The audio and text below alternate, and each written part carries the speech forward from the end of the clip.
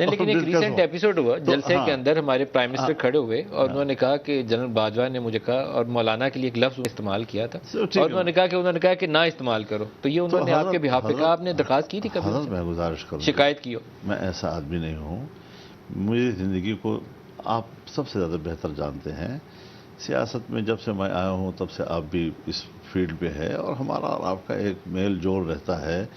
Media میرے سیاسی مزاج سے جتنا واقف ہے شاید کوئی اور واقف ہو۔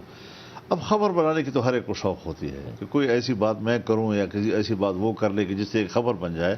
حضرت زبان کے لحاظ سے، کردار کے لحاظ سے میرے پاس ایسا الفاظ نہیں ہے کہ میری شرافت مجھے اجازت دے کہ میں وہ الفاظ ان کے لیے استعمال کروں گی۔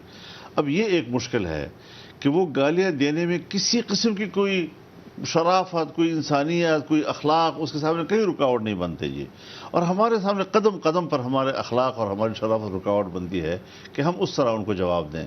لہذا اگر نظریاتی حوالے سے بات ہو، ملک کو ہم نے کس طرح لے جانا ہے، ہم نے دنیا کے مفادات اپنے ساتھ کیسے وابستہ کرنے ہیں، اس وقت سب سے بڑا مشکل یہ ہے کہ اگر اس سے قوم کی جان چھوٹ جائے تو پھر ملک کو اٹھانا کیسے ہے۔ جس طرح کہ ایک مہنگائی کی صورتحال پیدا ہوئی، عام آدمی جو ہے اس نے بچوں کو ذبح کیا، بچوں کو دریاء برد کیا، بچوں کو برائے فروخت سڑکوں پر لے آئے، یہ حالت کبھی پاکستان نے دیکھی تھی اس ملک میں اندر؟ سر لیکن ایک ہم نے وہ سوال دن ہے، دیکھے ہیں جی۔